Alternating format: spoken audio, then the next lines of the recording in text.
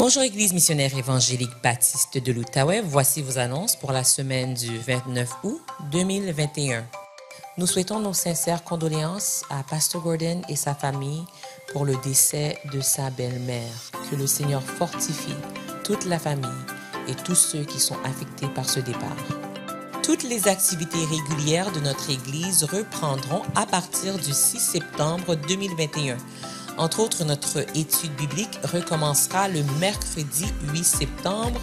Vous pouvez vous préparer en commençant votre lecture dans Romains, les chapitres 9 à 11. Cette semaine, il y a temps de prière à 11h et les groupes Connexion continuent de se rencontrer. Vendredi, le 3 septembre à 19h, nous aurons notre temps de prière avant la Sainte Seine sur Zoom. Pour ceux qui veulent participer au culte en présentiel, vous devez vous inscrire en ligne sur emebo.org. Vous avez toutes les semaines jusqu'à samedi midi. Si vous êtes inscrit au culte et qu'il vous arrive une urgence qui vous empêche de participer en personne, vous devez motiver votre absence en nous écrivant à emebo.inscription@gmail.com. Dimanche prochain, nous irons à la table du Seigneur. Pour ceux qui seront à la maison, préparez les éléments utilisés à cet effet, un petit morceau de pain et un petit verre de jus de raisin.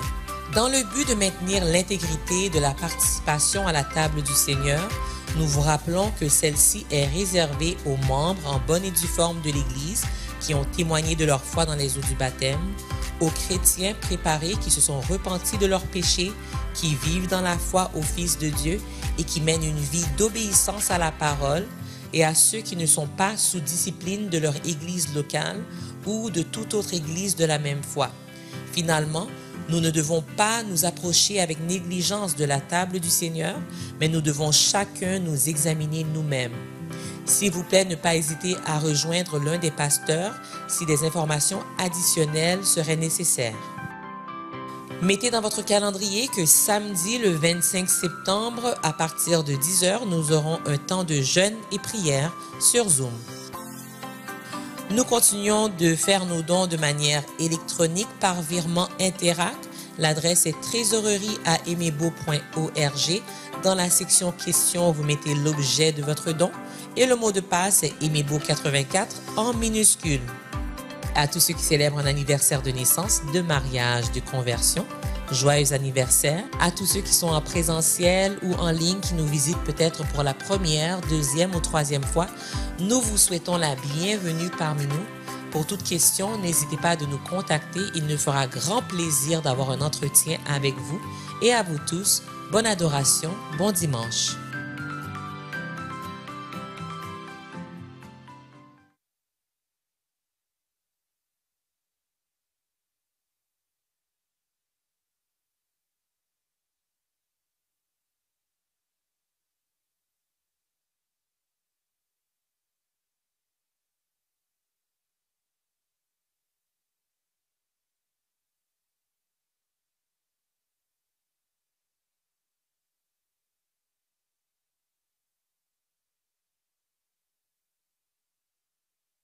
Gratuitement en Jésus.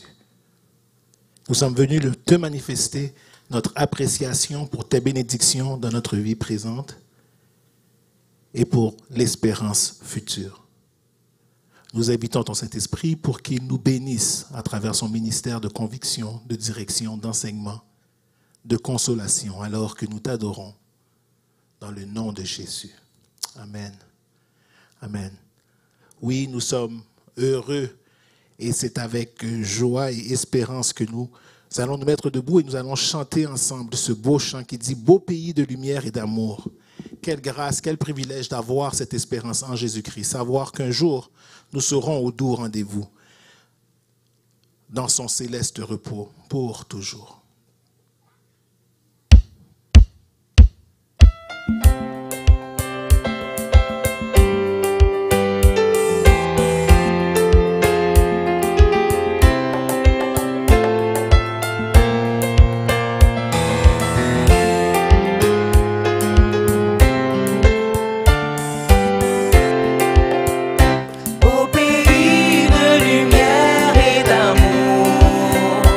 Par la foi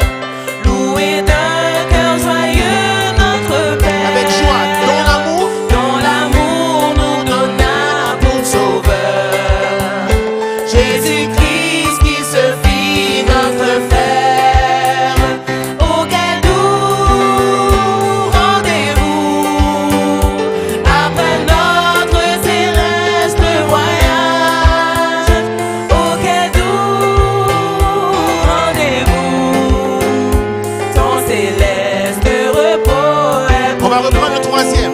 Oui, nous voulons. Oui, nous voulons bénir le Seigneur. Louer d'un cœur joyeux notre Louer Père. d'un cœur joyeux notre Père. Dont l'amour Nous donna pour sauveur. Jésus-Christ qui se fit notre frère. Oh, quel doux rendez-vous après notre terrestre voyage. Oh, quel doux rendez-vous. Dans céleste repos est pour nous. Oh, quel doux rendez-vous. Oh, quel doux rendez-vous après notre terrestre voyage. Oh, quel doux rendez-vous. Ton céleste repos est pour nous. Ton céleste. Ton céleste repos est pour nous. Ton céleste repos est pour nous.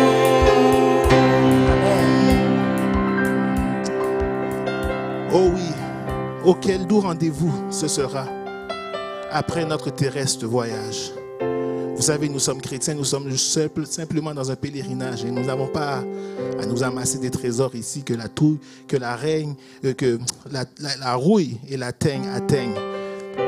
Mais nous devons chercher premièrement le royaume et la justice de Dieu. Et toutes les choses nous seront données par surcroît.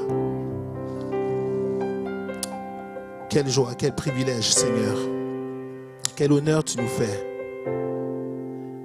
de nous appeler à te servir.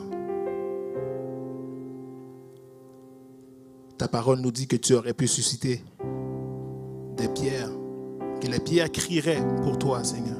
Mais nous ne voulons pas laisser ces pierres témoigner de ce que tu as fait pour nous. Tu nous as bénis au-delà de toute mesure. Et simplement pour qui tu es, nous voulons t'adorer, Seigneur. Avec joie et avec reconnaissance, car ta miséricorde durera toujours. Et ta fidélité est sans fin. Merci, Seigneur.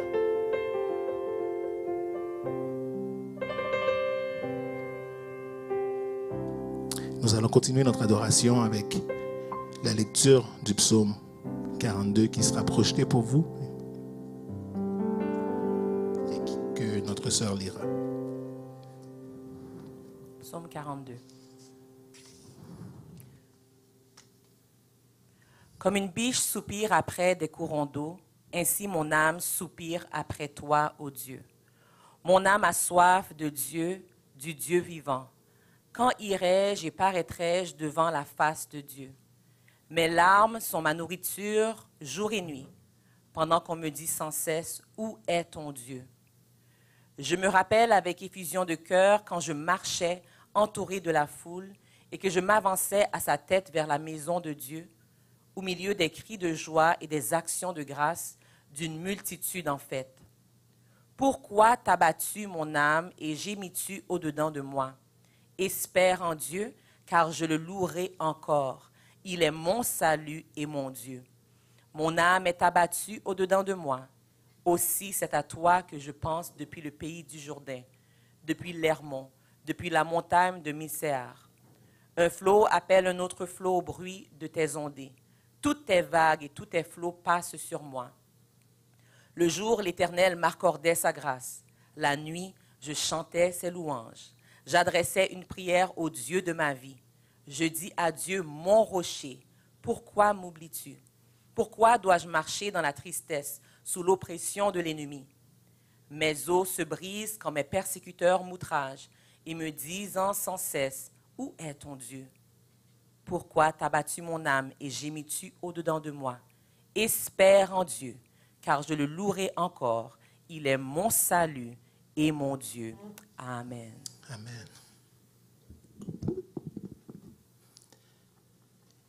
Il est mon salut et mon Dieu. Êtes-vous dans la joie, peuple de Dieu, ce matin? Amen. Amen. Vous savez, oui, c'est vrai, c'est un petit peu gris dehors.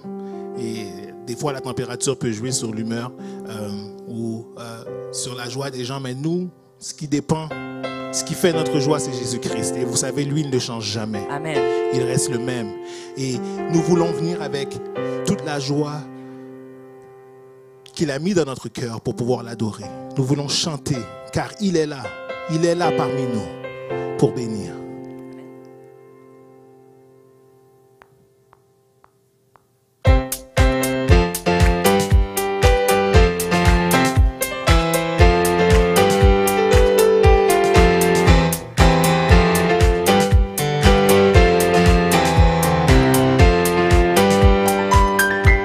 Chantons, car Dieu est là pour son des cris de joie. Pressons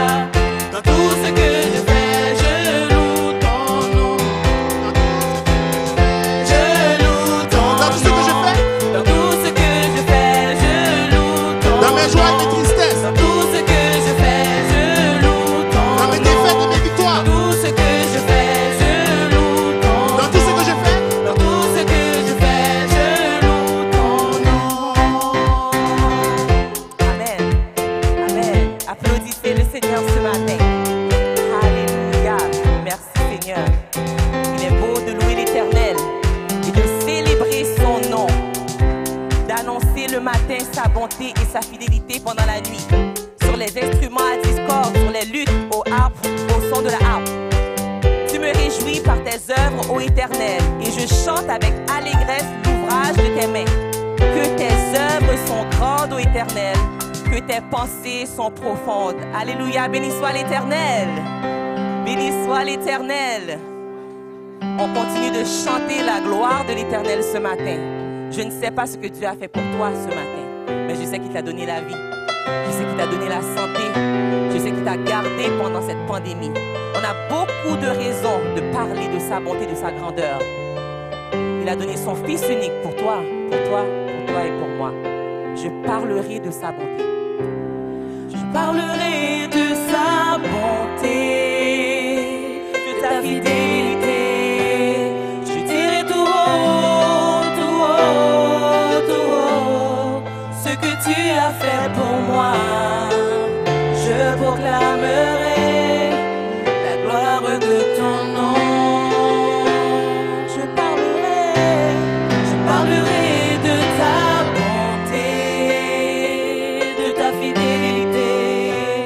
Je dirai tout haut, tout haut, tout haut, ce que tu as fait pour moi. Je proclamerai la gloire de ton nom. Chantons ensemble, je proclamerai. Moi, parlerai de ta bonté, de ta fidélité. Je dirai tout haut, tout haut, tout haut, ce que tu as fait pour moi. Je proclamerai la gloire de ton nom. Parle à ton Dieu ce matin. Parle de sa bonté. Élève la voix avec action de grâce ce matin. Il t'a gardé. Il a gardé des membres de ta famille. Il a séché tes larmes. Il était avec toi au courant de la nuit lorsqu'il n'y avait personne. Proclame sa bonté dans ta vie. Même lorsque nous ne le voyons pas, il travaille dans les coulisses. Même quand tu ne sais pas quoi dire, son Saint-Esprit entend tes soupirs et tes larmes. On a des multiples raisons d'élever la voix devant l'Éternel ce matin. Ne serait-ce que soit le souffle de vie et le fait qu'on s'est levé ce matin avec toute notre tête. Il y en a qui ne se rappellent plus qui ils sont ce matin. Oh, je parlerai de ta bonté, de ta fidélité. Je dirai tout haut, tout haut, tout haut, ce que tu as fait pour moi. Je proclamerai la gloire de ton nom. La gloire de ton nom. La gloire de ton nom. Amen. Vous pouvez vous asseoir.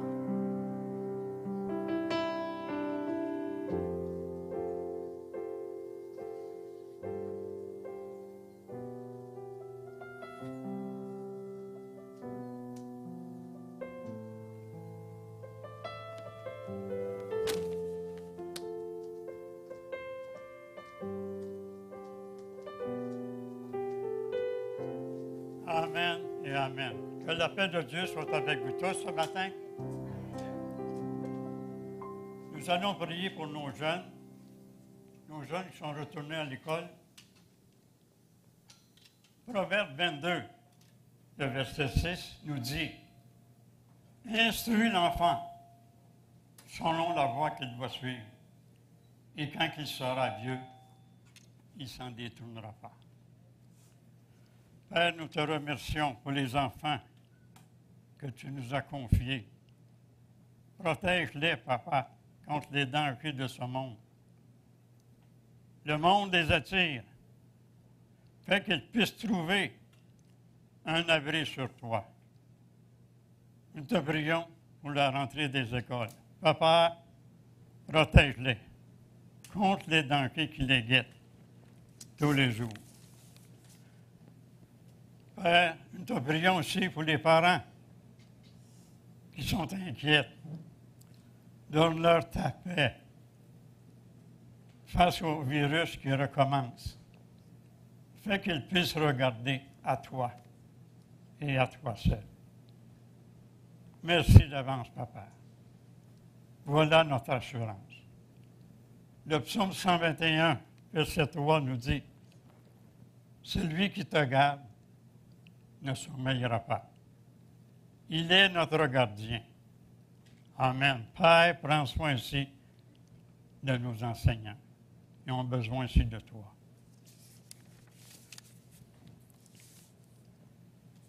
Je vais continuer avec la prière pastorale. Le psaume 121, 1 et 2. Il dit, « Je lève les mains vers les montagnes. D'où me viendra le secours? Le secours me vient de l'Éternel, qui a fait les cieux et la terre. » Prions. Père Céleste, quel privilège de s'approcher de toi ce matin. Quelle grâce que tu nous as fait d'être ici, dans ton Église, dans ta maison. Nous sommes venus ici avec nos souillures, nos manquements, mais nous savons, le sang de Christ est efficace.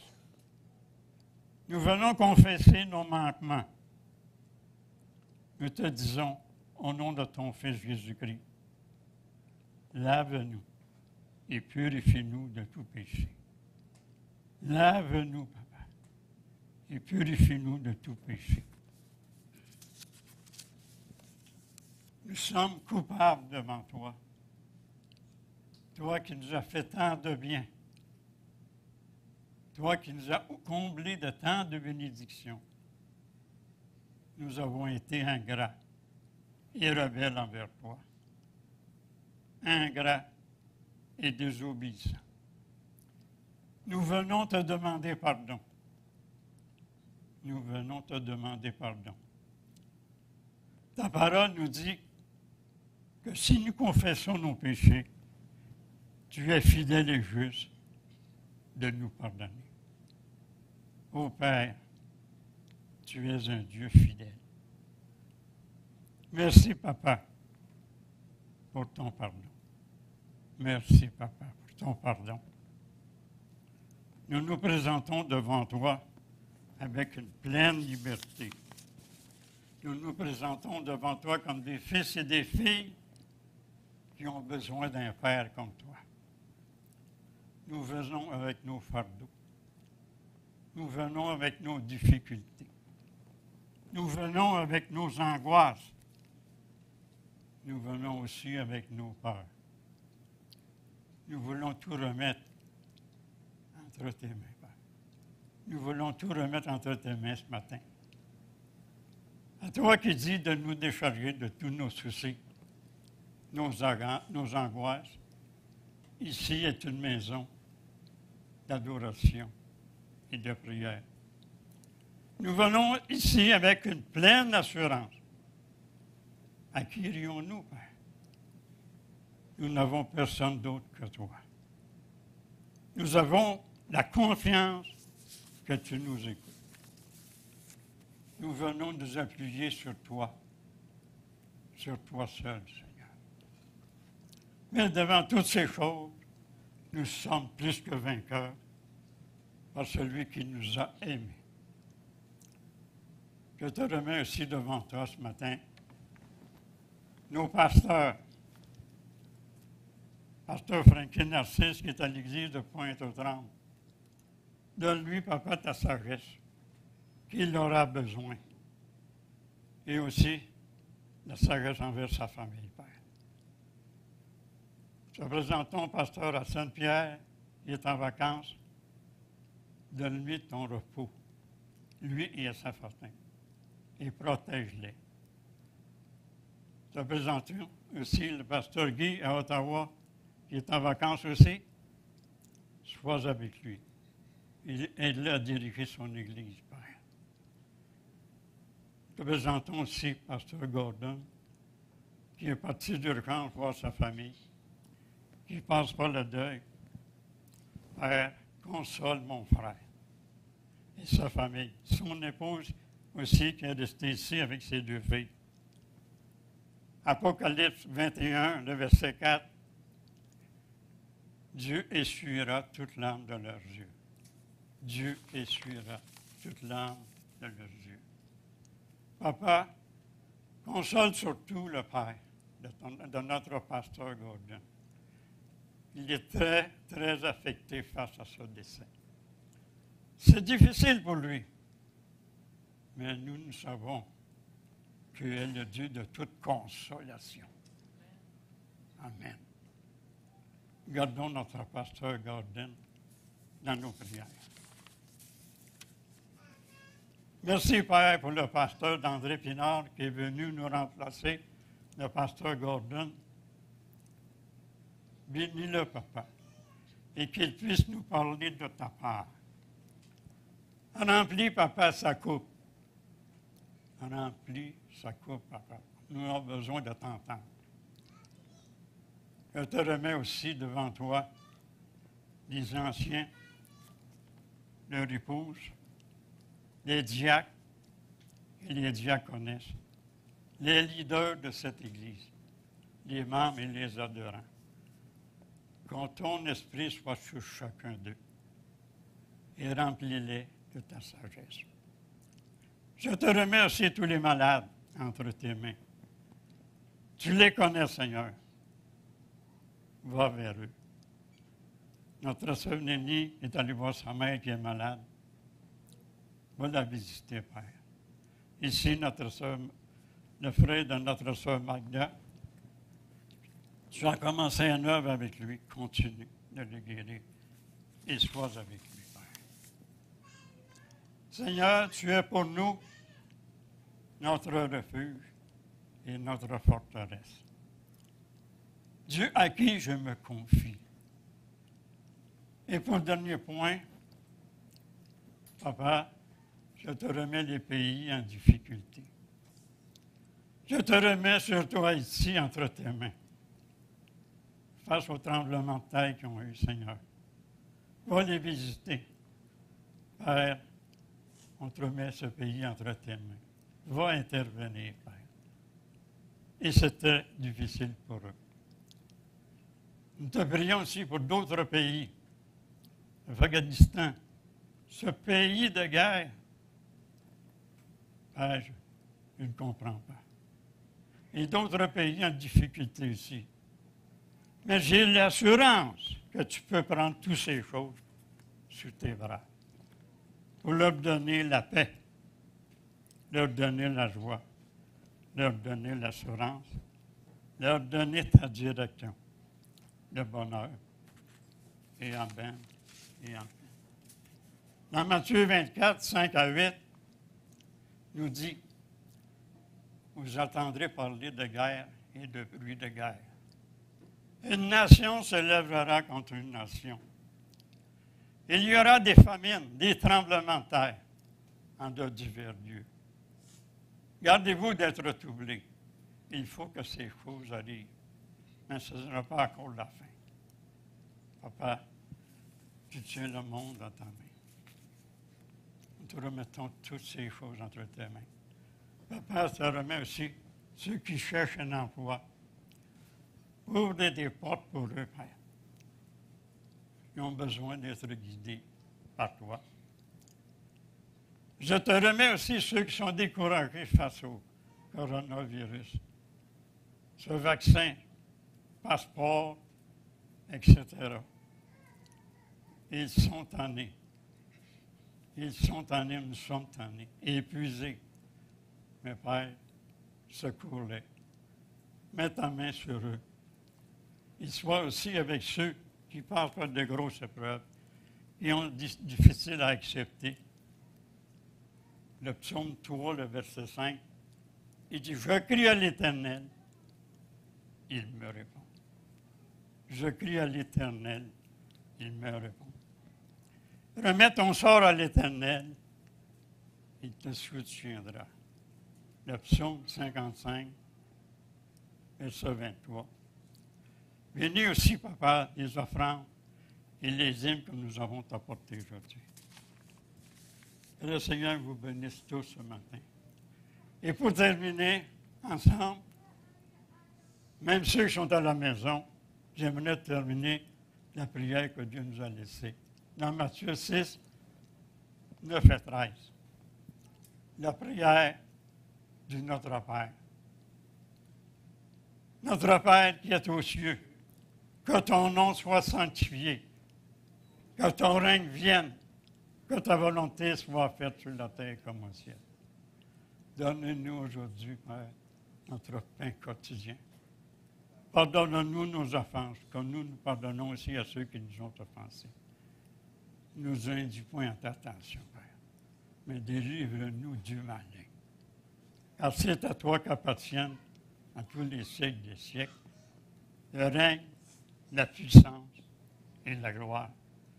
Et le peuple dit Amen et Amen. Que le Seigneur vous bénisse tous. Amen.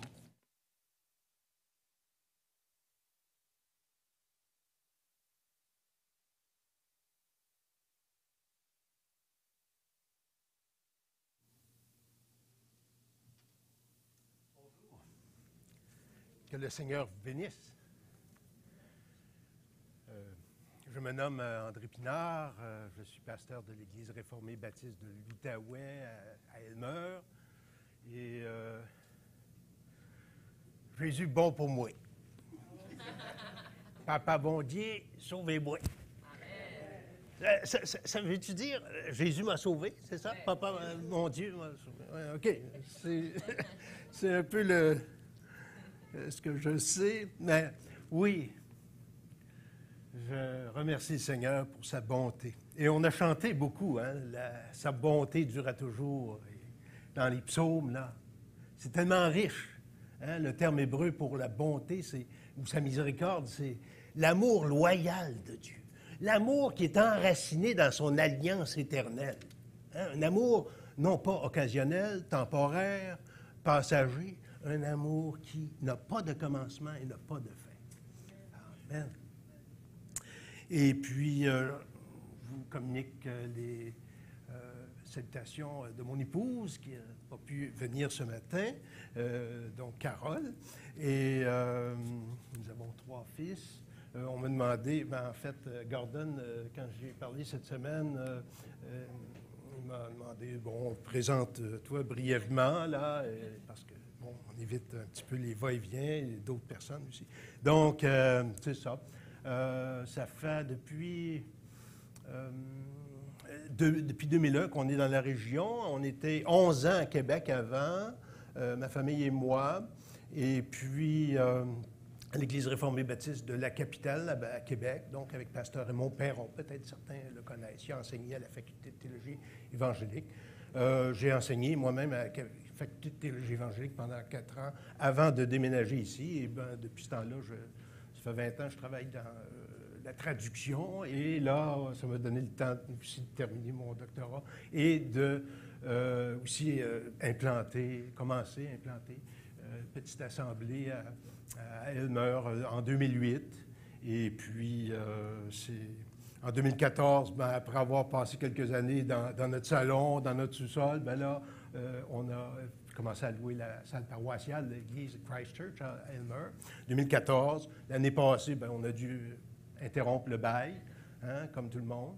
Et puis là, on s'amorce, on se prépare à revenir en présence. Priez pour nous, que le Seigneur nous guide. On est une petite assemblée, quelques familles, et puis c'est que Dieu nous donne une communauté d'esprit là-dessus.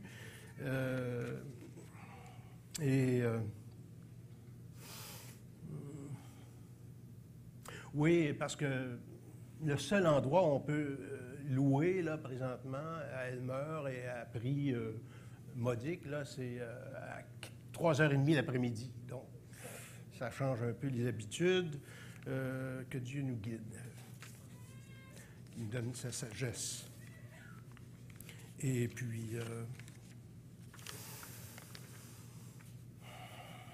mon thème aujourd'hui, c'est la désobéissance civile au 1er siècle. C'est mon titre, la désobéissance civile au 1er siècle. parce qu'on fait une série sur les actes cette année. En fait, on a commencé cette année, mais ça peut durer quelques années, comme on a fait pour Matthieu aussi. Et cette série, c'est les actes d'un Dieu en action, une Église en action. Et je vais vous inviter à tourner dans Acte 5. Acte 5. En fait, donc, c'est un message que j'ai apporté à l'Assemblée et là-bas. Et puis, je pense que ça peut nous communiquer une bénédiction par la grâce de Dieu. On parle souvent de désobéissance civile ces temps-ci. Certains agissent par désobéissance civile, que ce soit en ne respectant pas les consignes gouvernementales sur la distanciation ou en ce qui concerne le masque. Donc, en Occident, ça peut s'agir aussi de certaines églises qui, durant certaines périodes de la pandémie, ont choisi plutôt de voir que certaines consignes, pour elles, n'étaient pas... dépassaient les normes bibliques et ont continué de se réunir en présentiel. Donc, c'est une sorte de désobéissance civile aussi. Ou dans les pays totalitaires, hein, en Chine ou ailleurs, où c'est interdit de faire des manifestations publiques dans la rue, ben, ceux qui veulent souligner que certaines ces règles dépassent la justice ou sont injustes, ben, le contestent par une certaine désobéissance civile. Ben, notre texte dans les Actes nous parle aussi d'une certaine désobéissance civile aussi. Ben, on va méditer et voir comment ça peut s'appliquer à notre vie aujourd'hui. Acte 5, versets 16 à 32. Acte 5, versets 16 à 32. Okay, je regarde l'heure. Bon. Acte 5, versets 16 à 32. La multitude accourait aussi des villes voisines à Jérusalem, amenant des malades et des gens tourmentés par des esprits impurs, et tous étaient guéris. La multitude accourait aussi des villes voisines à Jérusalem. Oh, excusez, ça a répété.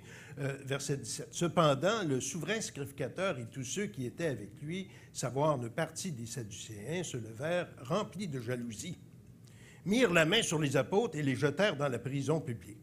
Mais un ange du Seigneur, ayant ouvert pendant la nuit les portes de la prison, les fit sortir et leur dit, « Allez, tenez-vous dans le temple et annoncez au peuple toutes les paroles de cette vie. » Ayant entendu cela, ils entrèrent dès le matin dans le temple et se mirent à enseigner.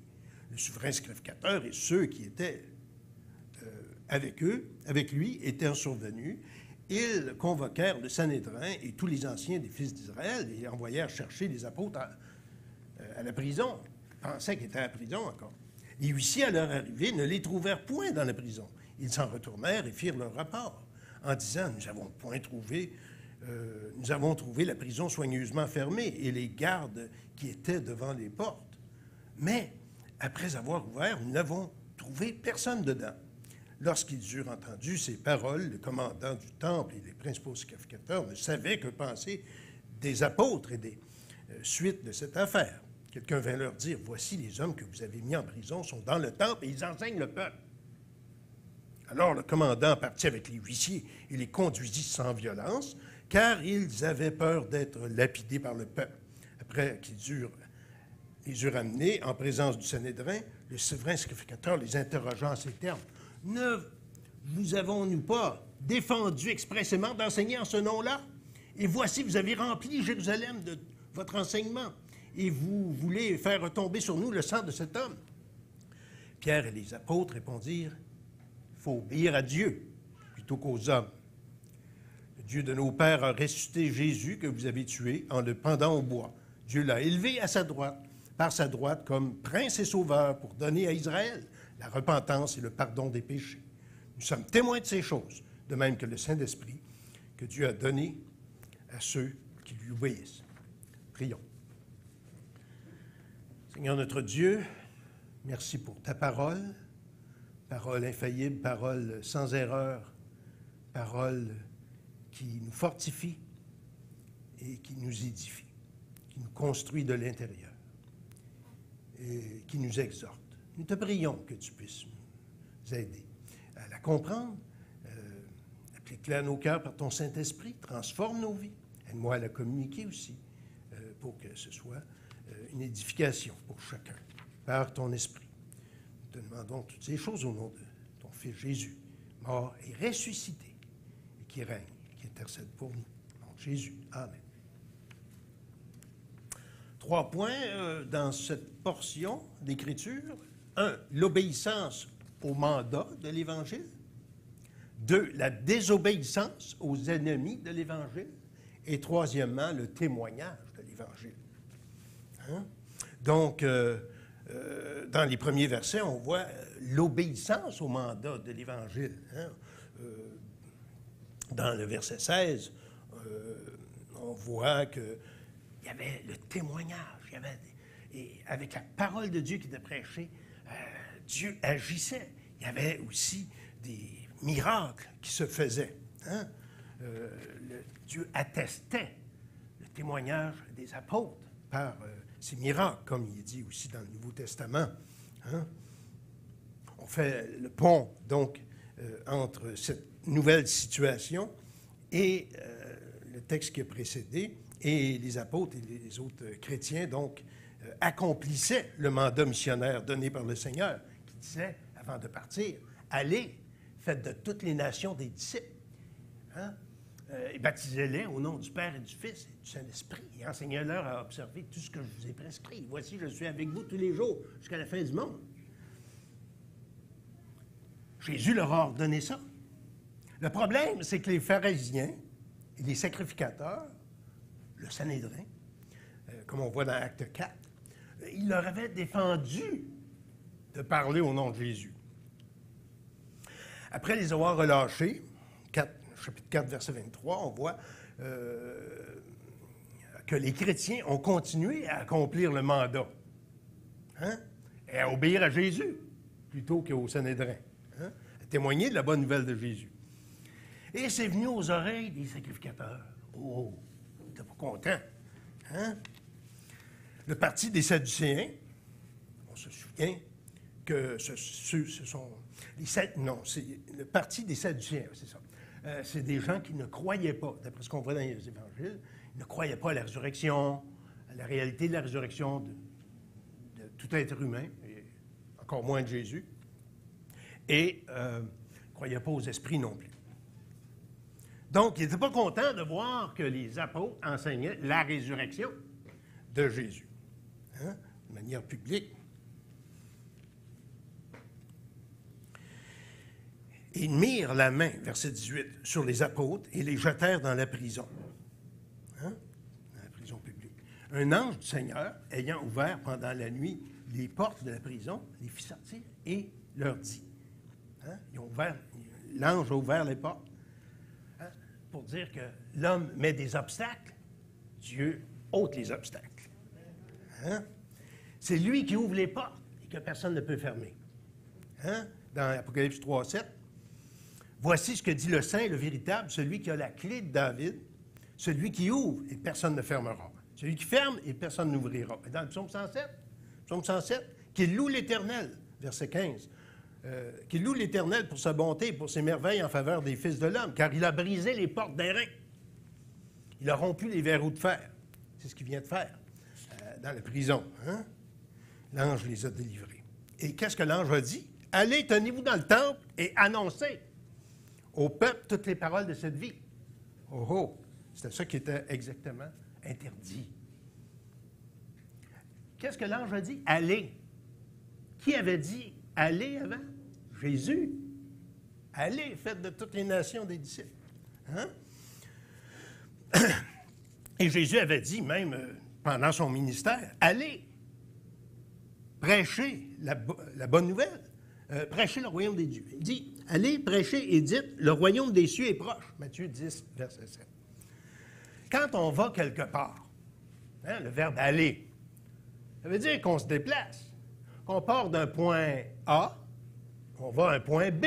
On ne fait pas de surplace. Hein? C'est confortable de rester où on est. Hein? Le statu quo. On ne fait pas de vagues et tout ça. Mais si on part d'un point A à un point B, c'est qu'on doit avoir une bonne raison pour améliorer notre sort ou faire quelque chose d'important. Sinon, on resterait sur place. Allez! Donc, il y a un effort, il y a une responsabilité. Allez! On laisse de côté notre confort et on va parler à quelqu'un du Seigneur.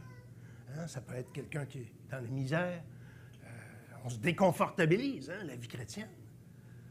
Ça implique aussi de se déconfortabiliser face à certaines responsabilités et la responsabilité, particulièrement ici, de l'évangélisation.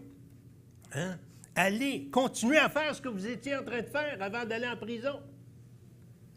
Il est en train d'annoncer la bonne nouvelle, il y avait des miracles qui se faisaient, ils ont été mis en prison. Allez et continuez. Hein? Allez dans le temple.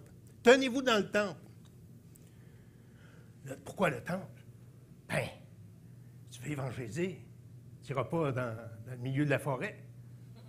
Les petits oiseaux, tout ça. Tu vois là où il y a du monde. Hein? Dans le temple, ça circulait, il y avait plein de gens. Il allait au portique de Salomon. Et Jésus lui-même, on voit dans les évangiles qu'il enseignait au portique de Salomon. Donc les chrétiens, les premiers chrétiens, enseignaient au portique. C'était comme une tradition. On va au portique de Salomon, Jésus l'a fait, on le fait. Il y a beaucoup de monde. Et il dit, annoncez au peuple toutes les paroles de cette vie. Toutes les paroles de cette vie. Quelle vie? La vie éternelle. Jésus, c'est Pierre qui a dit, quand Jésus a posé la question à ses disciples dans Jean 6, voulez-vous partir, vous aussi?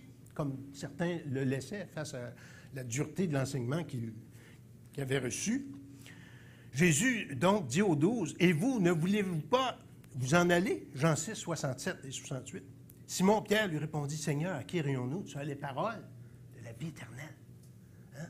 Annoncez toutes les paroles de cette vie, hein? La vie éternelle, la vie incorruptible, la vie gratuite, reçue gratuitement par le Seigneur. Hein? Donc, les paroles de cette vie, la parole de l'Évangile, c'est l'Évangile qui nous communique cette parole-là. Hein?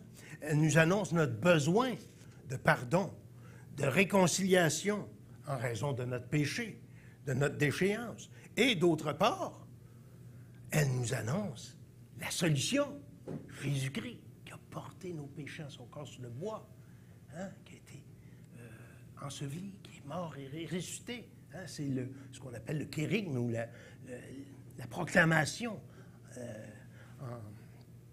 en résumé qu'on voit dans Corinthiens 15. Hein? Et verset 21, il dit, acte 5, 21, « Ayant entendu cela, ils entrèrent dès le matin dans le temple. » Donc, ils ont dit, « Allez. » Ils n'ont pas attendu. Ben, ça s'est passé la nuit, la libération. Ils auraient pu dire, « Ben là, je vais passer une nuit assez courte, là, je vais aller me coucher un peu, là, puis on fera ça quand on sera en forme. » Non, dès le matin, ils n'ont pas perdu de temps, ils ont été libérés pour ça, donc on va proclamer les bonnes paroles de Dieu, les paroles de cette vie. Hein? Dès le matin.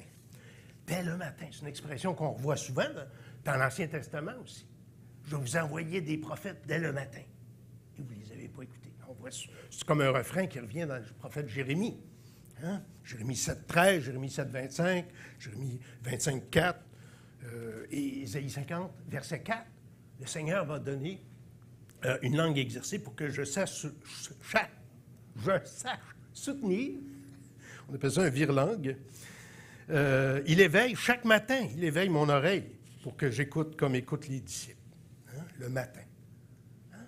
On est dispo. La première chose, on se laisse imprégner par la parole.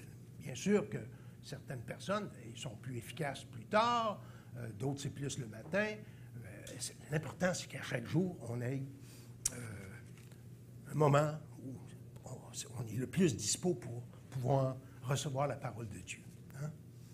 Et ils se mirent à enseigner, hein, dès le matin. Le témoignage d'Évangile ne consiste pas simplement à raconter ce que Dieu a fait dans notre vie. C'est important. On raconte ce que Dieu a fait dans notre vie. Mais il se sont mis à enseigner. On a besoin d'enseigner aussi l'essentiel de l'Évangile, des faits de l'Évangile. Christ était sans tache. Il était l'homme-dieu. Il a été mis à mort par des mains cruelles. Il a porté nos péchés en son corps sur le bois. Il a été enseveli. Il est ressuscité le 3e jour. Il est ressuscité et il est monté au ciel. Il revient. C'est important d'enseigner la vérité, communiquer des vérités. Les gens ne croiront pas. L'important, c'est que tu crois. Tu crois. Peu importe ce que tu crois. C'est pas un saut dans le vide, là. Il y a des faits qui sont attestés dans la Bible et des faits qui se sont passés dans l'histoire. Et c'est ça qu'on enseigne. Et sur cette base-là, les gens peuvent se confier dans le Seigneur qui a fait ses preuves. Pourquoi est-ce qu'ils ont pu faire cela? Aller direct témoigner au temple. Dieu les a libérés de la prison. Dieu a envoyé son ange. Parce que les pharisiens se demandaient où ils sont partis. Comment ils ont réussi à sortir? Bien, c'est ça, une intervention surnaturelle. Et les membres du Sanhédrin, les sacrificateurs, n'étaient pas au courant de l'évasion. Fait que c'est pour ça qu'ils ont dit « Hey, on va les chercher en prison. Là, on va les interroger. » Mais là, les personnes sont revenues. Et ils n'avaient pas trouvé. Ils ne savaient pas quoi penser de cela. Hey, ils ne sont pas volatilisés. Qu'est-ce qui est arrivé à ces chrétiens? Verset 25. Quelqu'un vint leur dire, « Voici les hommes que vous avez mis en prison sont dans le temple et ils enseignent le peuple. » Ah! Allez les chercher tout de suite. Ça ne se passera pas comme ça. Et donc, on vient au deuxième section, là. La désobéissance aux ennemis de l'Évangile, versets 26 à 29. Alors, le commandant partit avec les huissiers et les conduisit sans violence, car ils avaient peur d'être lapidés par le peuple. Parce que le peuple les aimait les chrétiens. Il y avait tellement de bonnes choses qui se faisaient. Donc, ils ont été mollos, ils les ont amenés avec respect. Verset 27. Après qu'ils eurent amené en présence du Sanhédrin, le souverain sacrificateur les interrogea en ces termes. Oh, ils vont subir, ils vont se faire cuisiner un interrogatoire. Parce qu'ils ont enfreint une consigne donnée par les leaders. Verset 28. Ne vous avons-nous pas défendu expressément d'enseigner en ce nom-là? Et voici, vous avez rempli Jérusalem de votre enseignement et vous voulez faire retomber sur nous le sang de cet homme. Les apôtres ont désobéi à l'ordre des leaders juifs. Mais pourquoi ils ne se sont pas soumis? Est-ce que la Bible n'enseigne pas la soumission aux autorités? Bon, l'apôtre Paul a été sauvé un peu plus tard, et il a écrit son épître aux Romains un peu plus tard. Romains 13 nous dit « Soyez soumis aux autorités, que toute personne soit soumise aux autorités supérieures, car il n'y a point d'autorité qui ne vienne de Dieu, et les autorités qui existent ont été instituées de Dieu. » Et on connaît ce passage, plusieurs versets, qui vont dans ce sens-là. Ouais. Mais eux, ils ne connaissaient pas l'apôtre Paul, et cette épître-là n'était pas encore écrite. Mais l'Ancien Testament aussi enseignait de se soumettre aux autorités. À un moment donné, dans l'époque où les Juifs étaient sur le point d'être amenés à Babylone, Dieu disait à son peuple, par le prophète Jérémie, « Soumettez-vous au roi de Babylone. » Ceux qui ne se soumettront pas au roi de Babylone, même si c'est un roi païen, ça ira pas bien. Donc, soumettez-vous aux autorités, même dans l'Ancien Testament. Mais les apôtres avaient une bonne raison pour désobéir à l'ordre des leaders du peuple. Qu'est-ce qu'ils ont répondu? Pierre et les apôtres répondirent, il faut obéir à Dieu plutôt qu'aux hommes. Cette phrase est profonde. Elle n'est pas longue, elle est profonde. Elle en dit long sur l'éthique du croyant dans sa soumission aux autorités politiques. Il faut obéir à Dieu plutôt qu'aux hommes. Pierre et les apôtres ont répondu, donc la même réponse qu'ils avaient répondu au chapitre 4, verset 19 et 20. Pierre et Jean leur répondit, « Jugez s'il est juste. » Au chapitre 4, donc, jugez s'il est juste devant Dieu de vous obéir plutôt qu'à Dieu, car nous ne pouvons pas ne pas parler de ce que nous avons vu et entendu. La soumission aux autorités, c'est la norme. Ce n'est pas l'exception, c'est la norme. Mais il y a une exception. Et lorsque la soumission à l'autorité politique entraîne d'enfreindre un commandement clair des Écritures, bien là, il faut faire un choix. Il faut choisir d'obéir à Dieu. Hein? Jésus avait lui-même parlé de cela. Allez et faites de toutes les nations. Jésus avait donné son ordre. Et c'est ça qu'il avait en tête, les apôtres. Le Sanhédrin leur commande de ne pas enseigner. Bon, à qui on va obéir, là? Ils ont fait état clairement de leur désir d'obéir à Dieu plutôt qu'aux hommes. Et Jésus parlait, à un moment donné, de la relation du croyant avec l'État. Dans Matthieu 22, 21, « Rendez donc à César ce qui est à César, et à Dieu ce qui est à Dieu. » Hein? On a des responsabilités civiles, mais on a aussi des responsabilités spirituelles. Et nos responsabilités spirituelles sont prioritaires. D'ailleurs, lorsque les membres du Sanhédrin regardent dans leur histoire de l'Ancien Testament, ils savent qu'il faut obéir à Dieu plutôt qu'aux hommes lorsqu'il y a un conflit entre les deux. Dans le cas des sages-femmes, en Égypte, ils avaient reçu l'ordre de tuer les premiers les bébés, les bébés morts. Ils n'ont pas obéi parce qu'ils voulaient respecter la vie. Hein? Dans 2 Rois aussi, on voit dans 2 Rois 19, le roi Ézéchias ne s'est pas soumis au roi d'Assyrie. Et Daniel, le prophète Daniel, quand il a reçu l'ordre de ne... Personne ne va prier à autre Dieu que le roi, hein? À d'autres dieux que le roi. Daniel a aimé mieux obéir à Dieu et continuer à faire ses prières, les fenêtres ouvertes, hein? En direction de Jérusalem, plutôt que de respecter l'interdiction du roi. Daniel, chapitre 6, verset 1 à 16. Bon, obéir à Dieu plutôt qu'aux hommes. Plusieurs pourraient dire, bon, ben, OK, il faut obéir à Dieu plutôt qu'aux hommes, fait que tel élément, bon, OK, on n'est pas d'accord, on ne le fait pas. Bon, il faut que la raison de la désobéissance soit vraiment quelque chose qui enfreint clairement la parole de Dieu. Hein? La question à se poser, est-ce que le règlement de la loi civile m'oblige à désobéir à un commandement divin qui est clair? Alors, dans ces cas-là, une désobéissance civile est permise. On pense aux médecins, des fois, qui ont des choix à faire quant à la question de l'avortement, etc. Bon, c'est des situations difficiles. Hein? On vient de parler là, de l'obéissance au mandat de l'Évangile. On vient de parler de la désobéissance aux ennemis de l'Évangile. Bon, parlons maintenant du témoignage de l'Évangile. Dernier point. Hein? Quel est le message apostolique? Et les apôtres auraient pu dire, auraient pu se satisfaire à élaborer sur la théorie de l'opposition entre l'autorité civile, l'autorité spirituelle, mais non, ils en ont profité pour énoncer, en résumé, l'Évangile à ce Sanhédrin. Et qui sait, peut-être qu'il y en a qui plus tard ont été sauvés. Hein? Le témoignage de l'Évangile, versets 30 à 32, toujours au chapitre 5. « Le Dieu de nos pères a ressuscité Jésus que vous avez tué en le pendant au bois.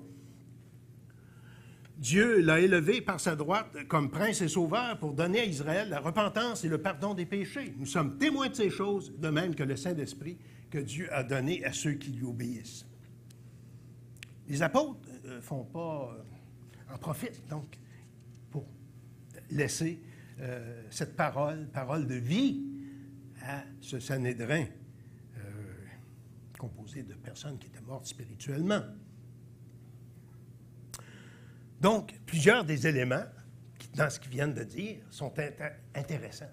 Et on va essayer d'extraire un petit peu les doctrines, les notions importantes de l'Évangile qui viennent de dire. Il dit « le Dieu de nos pères ». Le Dieu de nos pères. On parle ici d'alliance divine. L'alliance divine. Ils font un pont avec leurs auditeurs. Ils ne disent pas « notre Dieu » ou « le Dieu de notre religion » pour se distinguer de ses auditeurs, de leurs auditeurs. Ils créent un pont avec les interlocuteurs. Donc, le Dieu de nos pères, le Dieu de nos ancêtres, le Dieu d'Abraham, d'Isaac et de Jacob, qui a agi, c'est lui qui a agi et a ressuscité Jésus. Hein? Le Dieu de l'Alliance. S'il y a un thème qui traverse toute la Bible, la première page jusqu'à la fin, c'est bien le thème de l'Alliance. J'avais comme un feedback. Bon, l'alliance de Dieu. Dieu qui s'engage à sauver son peuple. Dieu qui s'engage de toute éternité. Donc, il y a eu dans la Bible bien des alliances. Il y a eu l'alliance de la création avec Adam et Ève. Ils ont échoué dans cette alliance en mangeant de l'arbre de la connaissance du bien et du mal. Ensuite, il y a eu des alliances qui pointaient vers l'alliance de grâce. Hein? L'alliance avec Noé, encore là, c'était une alliance avec la création. Dieu s'est engagé à ne plus frapper la terre d'un déluge d'eau. Un jour, ça va être un déluge de feu. Mais, donc, Dieu préserve. Hein? Dieu préserve sa création. L'alliance avec Abraham, l'alliance avec Moïse, l'alliance avec David. Dieu a promis qu'il allait faire asseoir un de ses descendants sur son trône. Hein? Et la nouvelle alliance, où tout cela s'est accompli. Donc, Dieu est fidèle à son alliance. Dieu est fidèle à ses promesses. Amen. Deuxième élément ici, c'est la culpabilité. Il souligne la culpabilité humaine. La culpabilité humaine dans la crucifixion. Le Dieu de nos pères a ressuscité Jésus que vous avez tué en le pendant au bois. Donc, cette mention de la culpabilité humaine dans la crucifixion, c'est pas nouveau. C'est comme, ça revient dans les sermons de l'apôtre Pierre, dans Acte 2, 22. Homme israélite, écoutez ces paroles. Jésus de Nazareth, cet homme à qui Dieu a rendu témoignage devant vous par des miracles, des prodiges, des signes qu'il a opérés par lui au milieu de vous, comme vous le savez vous-même. Cet homme, livré selon le dessein arrêté, selon la prescience de Dieu, vous l'avez crucifié, vous l'avez fait mourir par la main des impies. Hein? Puis aussi, acte 3. Donc, on voit que c'est important. Il veut interpeller ses auditeurs pour qu'ils puissent trouver un refuge en Jésus. Hein? Lui qui était le juste est mort pour les injustes. Hein? Vous avez renié le juste. Bon. Donc, souligner la culpabilité humaine, parce qu'ils ont mis à mort celui qui était venu pour les sauver. Ils étaient coupables parce qu'ils ont rejeté celui qui voulait les accueillir. Ils étaient coupables parce qu'ils n'ont pas reçu celui qui a dit « Venez à moi, vous tous qui êtes fatigués et chargés, je vous donnerai le repos. » Jésus lui-même a dit « Père, pardonne-leur, car ils ne savent ce qu'ils font. » Mais ils l'ont rejeté. Un autre élément important de ce que l'apôtre vient de dire, c'est la résurrection de Jésus. Dieu l'a élevé, Jésus, Dieu l'a élevé par sa droite comme prince et sauveur.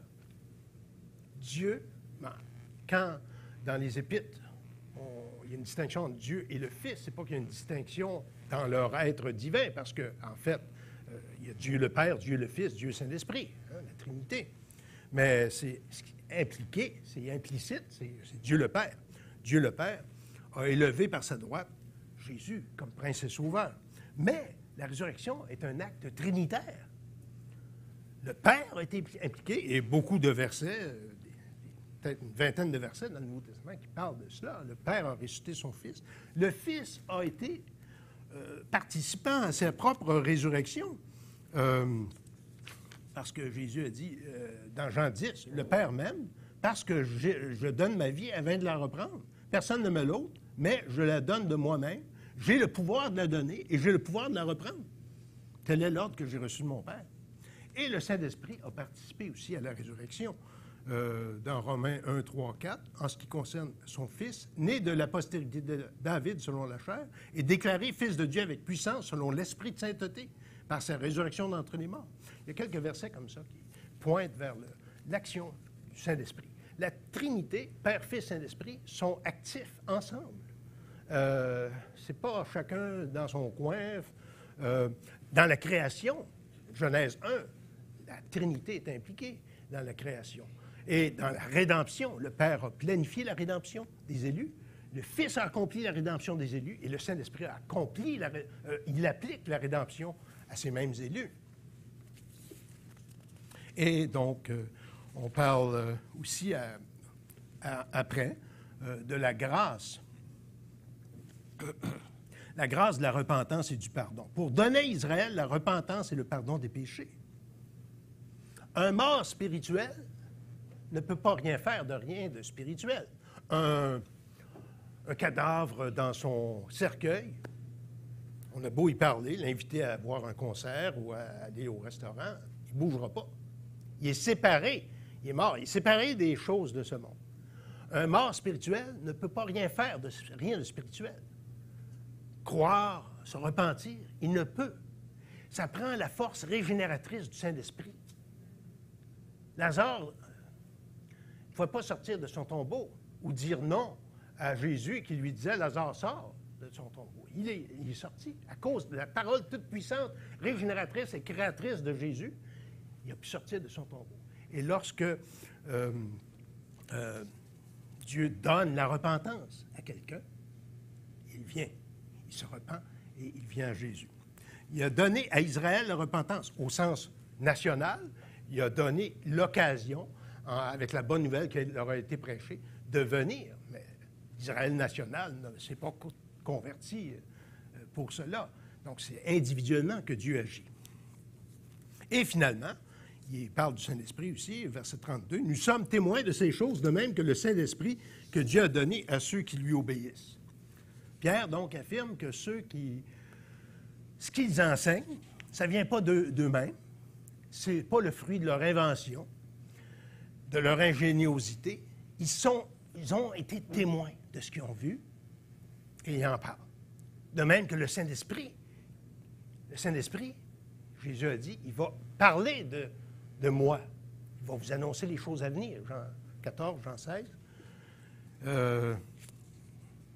Donc, nous voyons ici l'œuvre des témoins humains et le témoin spirituel, le Saint-Esprit, qui vient attester au cœur la vérité. Donc, pour résumer, en dernier lieu, la désobéissance civile, ça ne date pas d'hier. Hein? Donc, on voit ça même au 1er siècle, et même avant. Mais avant de s'engager dans une désobéissance civile, assurons-nous que ce qui est commandé par le gouvernement enfreint des lois claires du Seigneur. Si le gouvernement nous dit qu'il ne faut plus prêcher, alors il faut songer à une désobéissance civile. Je connais, moi, un pasteur aux États-Unis qui a reçu l'ordre dans sa ville pour ne pas offusquer ceux qui se marient avec des gens du même sexe. Donc, la mairesse exige que tous les pasteurs envoient leurs sermons avant de les prêcher pour voir qu'il n'y a pas personne qui... Tout le monde obéit aux consignes.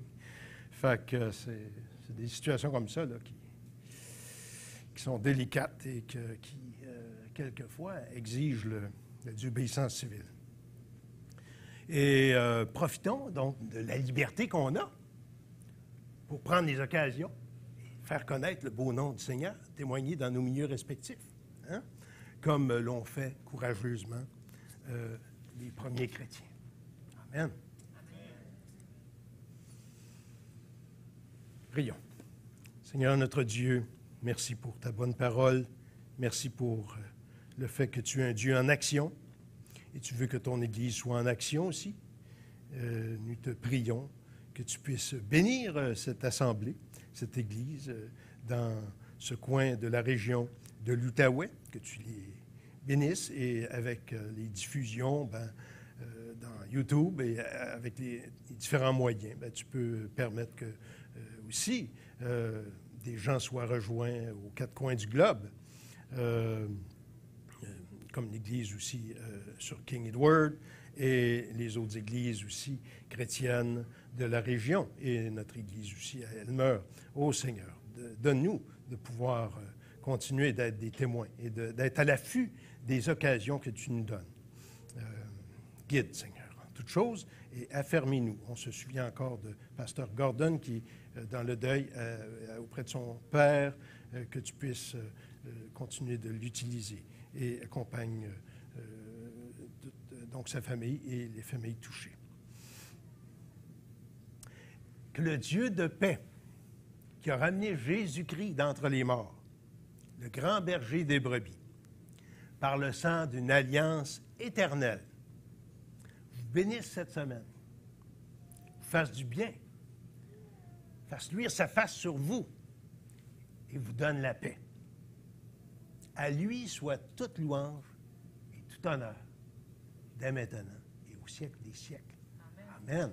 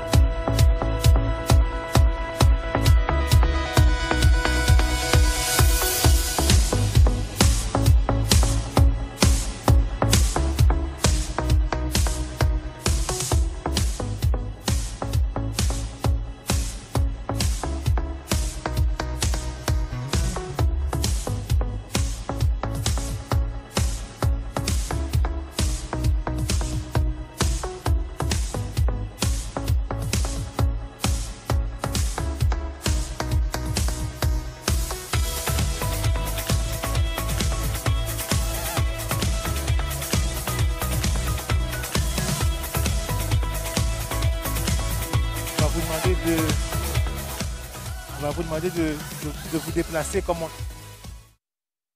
c'est ici. Donc, ici,